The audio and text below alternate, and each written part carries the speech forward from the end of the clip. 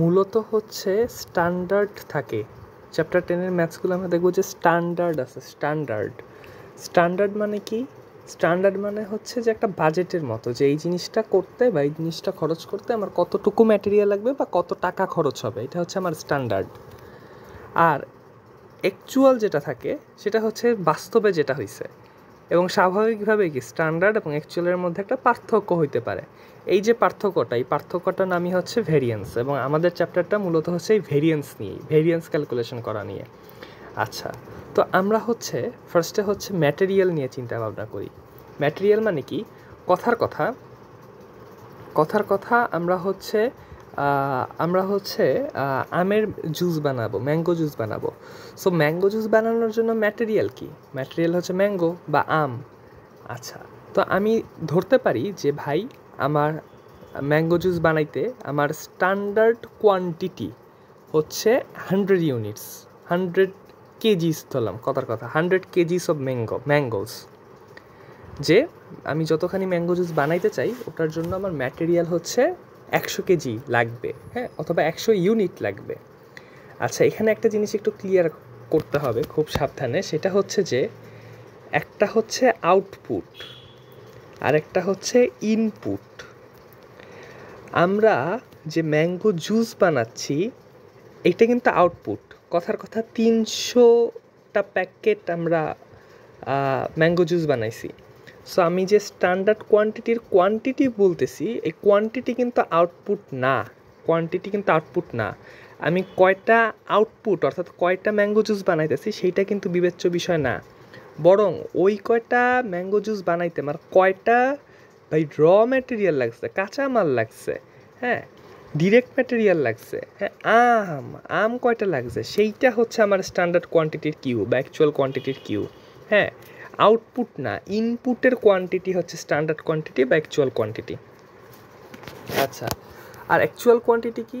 কথার কথা আমার 100টা ইউনিট লাগতো, বাট আমার ম্যাঙ্গো জুসটা বানাইতে 130টা ইউনিট লেগে গেছে, ঠিক আছে? এটা হচ্ছে স্ট্যান্ডার্ড কোয়ান্টিটি এবং অ্যাকচুয়াল কোয়ান্টিটি। এবং কথার কথা আমরা যদি প্রাইসের কথা চিন্তা করি, যে আমি ধরে নিয়েছিলাম যে প্রতিটা আমের প্রাইস হবে কথার কথা 3 টাকা, কিন্তু অ্যাকচুয়াল প্রাইস আমার লেগে গেছে হচ্ছে 8 টাকা করে। অ্যাকচুয়াল প্রাইস লেগে গেছে 8 টাকা করে, ঠিক আছে? তো এই যে জিনিসটা, এই এই 3 এবং 8-এর মধ্যে তাহলে একটা ভ্যারিয়েন্স খুঁজে পাওয়া যায়। তো আমার যে এই অঙ্কগুলা করার জন্য আমার মূলত হচ্ছে এই 4টা ইনফরমেশন আমার কোয়েশ্চেন থেকে খুঁজে বের করতে হবে। এই 4টা ইনফরমেশন খুঁজে বের করার পর আমি ভেরিয়েন্স বের করতে পারবো। ভেরিয়েন্স ম্যাটেরিয়ালের ক্ষেত্রে, আমরা এখন ম্যাটেরিয়ালে আসি, হ্যাঁ, ম্যাটেরিয়ালের ক্ষেত্রে ভেরিয়েন্স হচ্ছে 2 প্রকার। কি? একটা হচ্ছে প্রাইস ভেরিয়েন্স কীভাবে বের করে? সূত্র কি? প্রাইস ভেরিয়েন্স কি? দুইটা প্রাইসের পার্থক্য, অ্যাকচুয়াল প্রাইস মাইনাস স্ট্যান্ডার্ড প্রাইসের পার্থক্য ইনটু অ্যাকচুয়াল কোয়ান্টিটি। এটা কিন্তু সূত্র মুখস্থ করতে হবে। একটা হচ্ছে কোয়ান্টিটি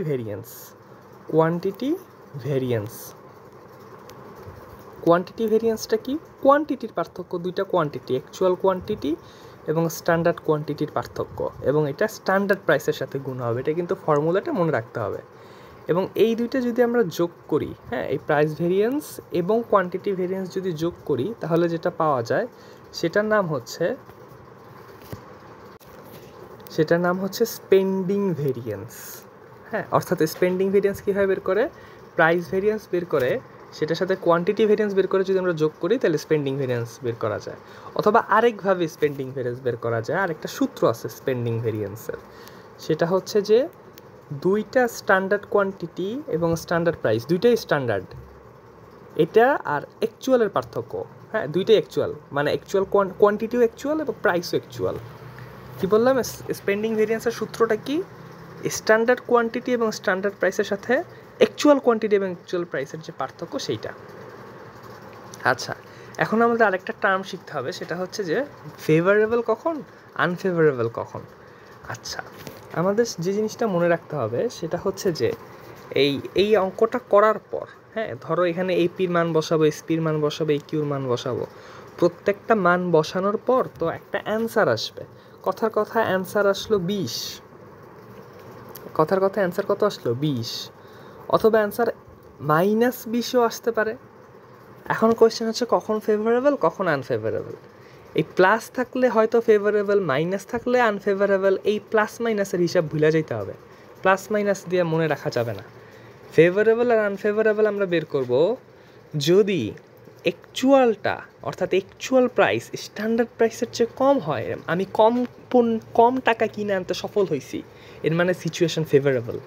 আর যদি কম না হয় বেশি হয়, অ্যাকচুয়াল প্রাইসটা স্পিড যে বেশি হয়, তাহলে কি, তাহলে আনফেভারেবল। সেইমভাবে অ্যাকচুয়াল কোয়ান্টিটি যদি কম হয়, কোয়ান্টিটি কম হওয়া মানে কি, যে ভাই আমার একটা ম্যাঙ্গো জুস বানাইতে 100 ইউনিট আম ইনপুট দেওয়া লাগতো, আউটপুট না সাবধান, ইনপুট দেওয়া লাগতো, সেখানে আমি কম মাত্র 59 ইনপুট দিয়ে সেম আমি প্রোডাকশন করতে পারছি। অর্থাৎ কোয়ান্টিটি কম লাগছে ম্যাটেরিয়ালের, ইনপুটের পরিমাণ কম লাগছে।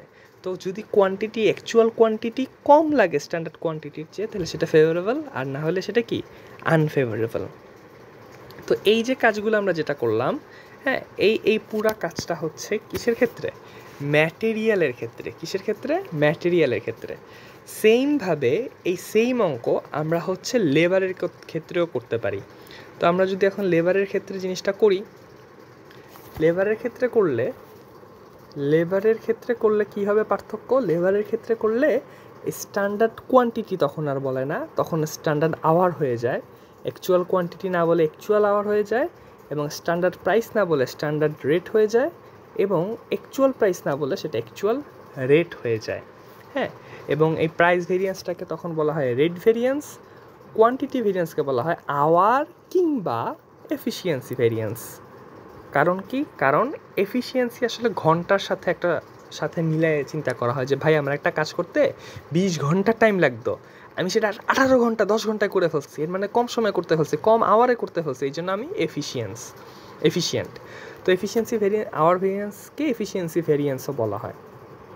আর সেইমভাবে এইখানে যেখানে চেঞ্জগুলো আসছে, সূত্র সব কিছু আসলে ঠিকই আছে, জাস্ট হচ্ছে চেহারাটা একটু চেঞ্জ হয়ে গেছে কিন্তু, ঠিক আছে, শুধু চেহারাটা চেঞ্জ হয়ে গেছে, আর কিন্তু মেজরিটি সব ঠিকই আছে। হ্যাঁ, আচ্ছা, AH AR বাস। তাহলে আমরা করলে এভাবে করলে আমরা হচ্ছে লেবারের ক্ষেত্রেও একইভাবে এই ভেরিয়েন্সটা বের করে ফেলতে পারবো। আরেকটা আছে, হ্যাঁ, সেটা কি, সেইটা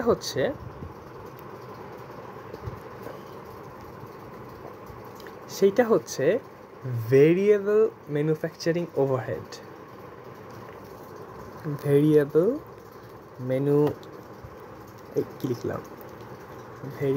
ম্যানুফ্যাকচারিং ওভারহেড। আচ্ছা, এক্ষেত্রে আসলে আইটেমসগুলো কী কী, থাকবে? আচ্ছা, এক্ষেত্রে আইটেমসগুলো কী কী থাকবে একটু বলি। ভেরিয়েবল ম্যানুফ্যাকচারিং ওভারহেডের ক্ষেত্রে আমাদের বইতে বা যে কোনো জায়গায় একটা অ্যাজাম্পশন ধরা হয় যে লেবার আওয়ারের ভিত্তিতে ভেরিয়েবল ম্যানুফ্যাকচারিং ওভারহেড ডিস্ট্রিবিউট করা হবে। এইটার মানে কি, এইটার মানে হচ্ছে এরকম, যদি লেবারে SH থাকে 7000, চোখ বন্ধ করে ভেরিয়েবল ম্যানুফ্যাকচারিং ওভারহেডেও হবে 7000। যদি লেবারে AH থাকে 6500, চোখ বন্ধ করে ভেরিয়েবল ম্যানুফ্যাকচারিং ওভারহেডেও AH হবে 6500। অ্যাজাম্পশনটা কি, অ্যাজাম্পশনটা হচ্ছে ভেরিয়েবল ম্যানুফ্যাকচারিং ওভারহেড লেবার আওয়ারের ভিত্তিতে বন্টন করা হয়। শুধুমাত্র এই অ্যাজাম্পশন যদি থাকে তাহলে আমরা এই কাজটা করতে পারবো। আচ্ছা, তাহলে এই অ্যাজাম্পশনের ভিত্তিতে আমরা বলতে পারি SH এবং AH লেবারে যেটা বলছে ভেরিয়েবল ম্যানুফ্যাকচারিং ওভারহেডে সেমই হবে, তবে রেটটা ভিন্ন হইতে পারে। এই রেট যেটা থাকবে হুবহু এইখানে সেম রেটটা নাও আসতে পারে, না আসাটাই স্বাভাবিক। কেন, আমরা কমন সেন্স দিয়ে চিন্তা করি। ভেরিয়েবল ম্যানুফ্যাকচারিং ওভারহেডের ভাই একটা এক্সাম্পল দাও। একটা এক্সাম্পল কি, একটা এক্সাম্পল হচ্ছে যে কথার কথা হচ্ছে আমার হয়তো আমি শার্ট বানাইতেছি, ওই শার্ট বানানোর জন্য হয়তো একটা ভেরিয়েবল ম্যানুফ্যাকচারিং ওভারহেড হচ্ছে যে পরোক্ষ কাঁচামাল, হ্যাঁ, কথার কথা বোতাম। তো বোতামের খরচা, প্রতিটা বোতামের খরচা, এটা হচ্ছে ভেরিয়েবল ম্যানুফ্যাকচারিং ওভারহেড। আর লেবারের রেট মানে কি, লেবারের রেট মানে তো হিসেবে মজুরি, হ্যাঁ, আমার শ্রমিকের মজুরি। তো শ্রমিকের মজুরির রেট আর এই ভেরিয়েবল ম্যানুফ্যাকচারিং ওভারহেডের অর্থাৎ ওই রকম শার্টের বোতামের রেট ভিন্ন হওয়াটাই তো স্বাভাবিক। সো সেক্ষেত্রে এইখানে এস আর যদি 6 এবং এ আর যদি 7 হয়, এই জায়গায় কিন্তু সেই 6-7 হুবহু হবে তা নাও হইতে পারে। এটা হয়তো হইতে পারে 1 এবং এটা হয়তো হইতে পারে 3, সেটা কোশ্চেনে দেওয়া থাকবে। জাস্ট দেখার বিষয় হচ্ছে লেবারের যে আওয়ার এবং ভেরিয়েবল ম্যানুফ্যাকচারিং ওভারহেডের আওয়ারটা সেম হয়, কারণ অ্যাজাম্পশন হচ্ছে যে ভেরিয়েবল ম্যানুফ্যাকচারিং ওভারহেড লেবার আওয়ারের ভিত্তিতে ডিস্ট্রিবিউট হচ্ছে। যদি এই অ্যাজাম্পশন থাকে তাহলে, না থাকলে তো আর হইল না, বাস। আর বাকি সব কিছুই সেম। এবার জাস্ট একটা জিনিস আমাদের করতে হবে যে আমরা ম্যাথ যখন করব আমরা আসলে কীভাবে করব। ম্যাথ করার ক্ষেত্রে যে কোনো কোয়েশ্চেন পাইলে, ম্যাটেরিয়ালের কোয়েশ্চেন পাইলে আমাদের ফার্স্টে এই 4টা নির্ণয় করে ফেলতে হবে। আমাদের কোয়েশ্চেনে খুঁজে দেখতে হবে এই 4টা কই, এই 4টা ডেটা আইডেন্টিফাই করতে হবে, ট্রেস করতে হবে।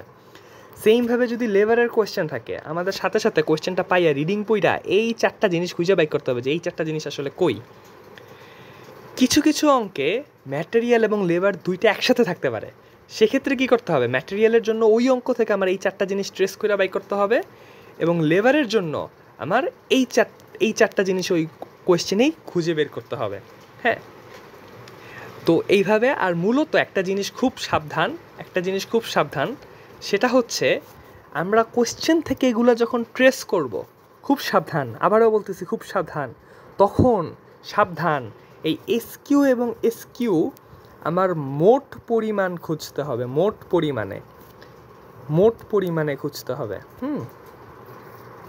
এটা মানে কি, এইটা হচ্ছে অঙ্ক করার সময় আমরা এটা দেখব। আপাতত হচ্ছে জাস্ট আমরা এটা শিখে রাখি। হ্যাঁ, সেটা কি, এসকিউ এবং একিউ অবশ্যই মোট পরিমাণে খুঁজতে হবে, কিন্তু এপি এবং এসপি যেটা, সেটা পার ইউনিটে খুঁজতে হবে।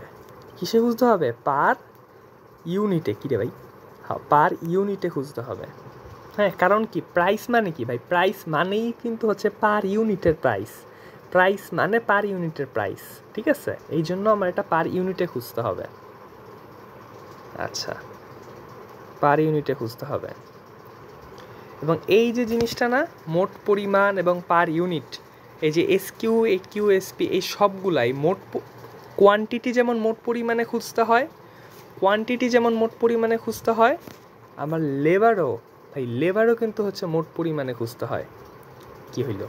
আচ্ছা ওয়েট, হ্যাঁ, লেবারের ক্ষেত্রে যে, হ্যাঁ, ম্যাটেরিয়ালের কোয়ান্টিটি যেমন মোট পরিমাণে খুঁজতে হবে, লেবারের আওয়ারও হচ্ছে মোট পরিমাণে খুঁজতে হবে।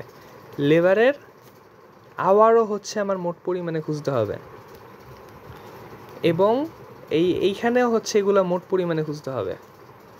হ্যাঁ, আওয়ার কোয়ান্টিটি এগুলো মোট পরিমাণে খুঁজতে হয়।